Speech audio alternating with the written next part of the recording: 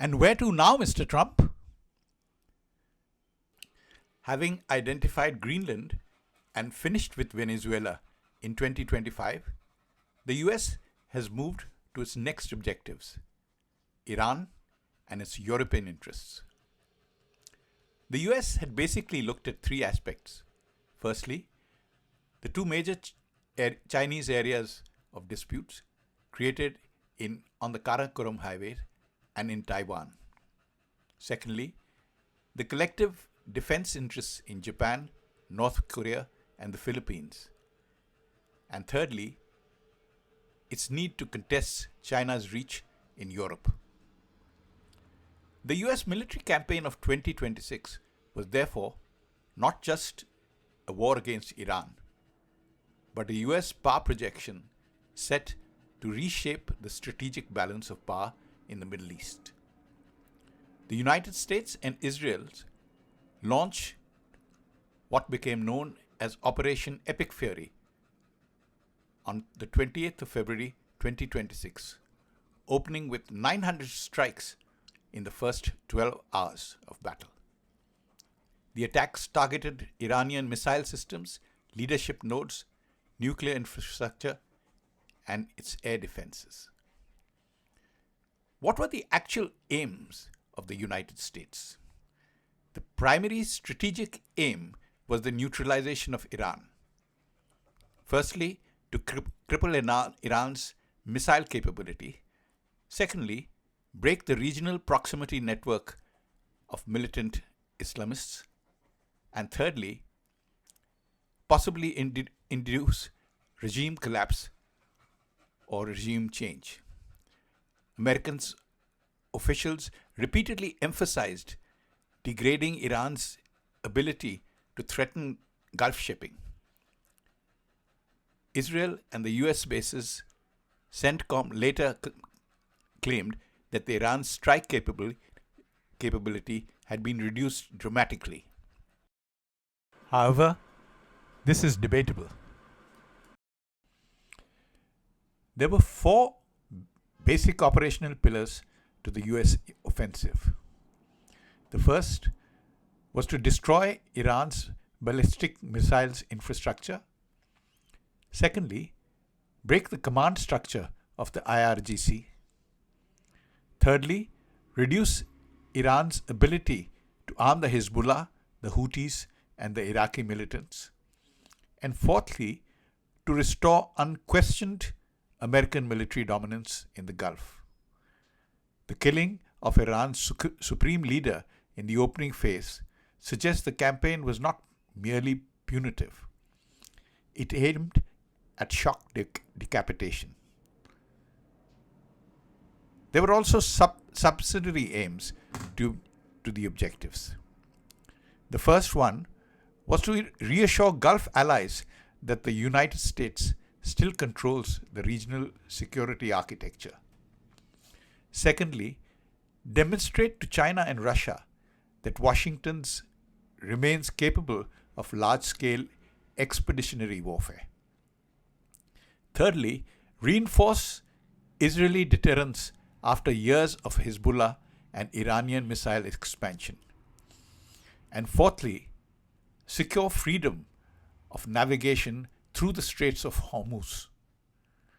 The last objective would become the most difficult one. Was the Israeli action in Lebanon part of the plan? Almost certainly yes. The Lebanon front was not accidental. It was part of the wider operational design. American planners knew Hezbollah represented Iran's most powerful regional proxy force, and any strike on Iran risked triggering Hezbollah rocket attacks into northern Israel. So, Israel's operations in southern Lebanon were likely intended to, firstly, preempt Hezbollah escalation. Secondly, destroy launch corridors. And thirdly, pin down the Hezbollah while the larger Iran campaign unfolded. The problem was that Hezbollah proved far harder to suppress than expected. Israeli forces achieved tactical surprise. However, they were able to destroy depots, killed commanders, and gained air dominance. But the Hezbollah decentralized structure and survived. Rocket attacks and anti-tank ambushes continued throughout the campaign.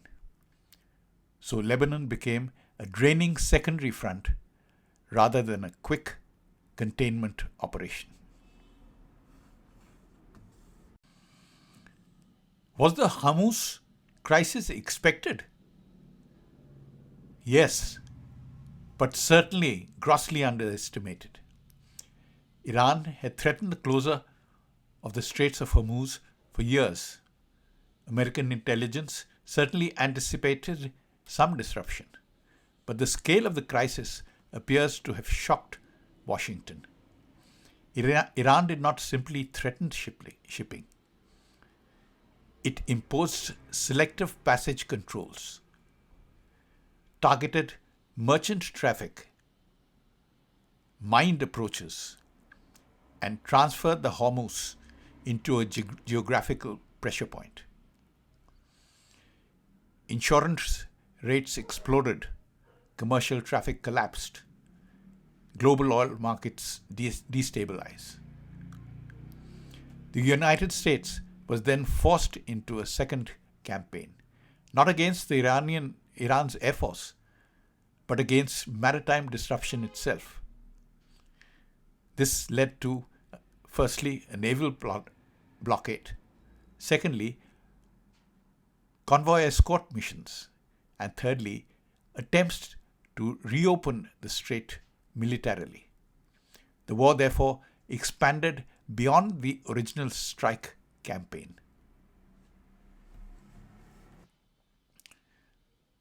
So, was the Iranian operation an intelligence failure? Partially, yes. Tactically, the opening strikes were devastating. Iran's leadership suffered severe losses. Air defense was penetrated. Missile sites were hit. But strategically, the operation exposed several intelligence failures. The first failure was underestimating Iran's resilience. Iran absorbed massive punishment, but retained enough missile capability to continue escalation. The second failure was underestimating the Hormuz response. Washington appears to have not fully grasped how effectively Iran could weaponize global energy dependence. The third failure was misjudging the Hezbollah and proxy endurance.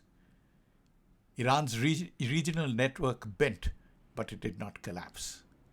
And the fourth failure was in understanding and underestimating international political fallout. Rather than isolating Iran completely, the conflict created global concern over America's escalation and energy disruption. The operation achieved tactical military success, but not decisive strategic control. The distinction between the two is absolutely critical. So what's the bottom line? Firstly, shipping is 5 to 10% and has been effectively crippled. Secondly, Iran controls the strait de facto. Through coercion, it has no legal authority to do so. Thirdly, heretofore, it was completely free of tariffs. Fourthly, Iran is attempting to shift the Hormuz from a global common passageway pre-war to a controlled choke point with monetization and coercion. Fifthly, presently, too few ships are moving through to generate any meaningful income. Sixthly, the strait is being used more as a geopolitical weapon rather than a revenue stream. And finally, till the time the modern world continues to treat ancient civilizations like Iran as international pariahs and impose an alien system of governance on nations, this instability is bound to continue.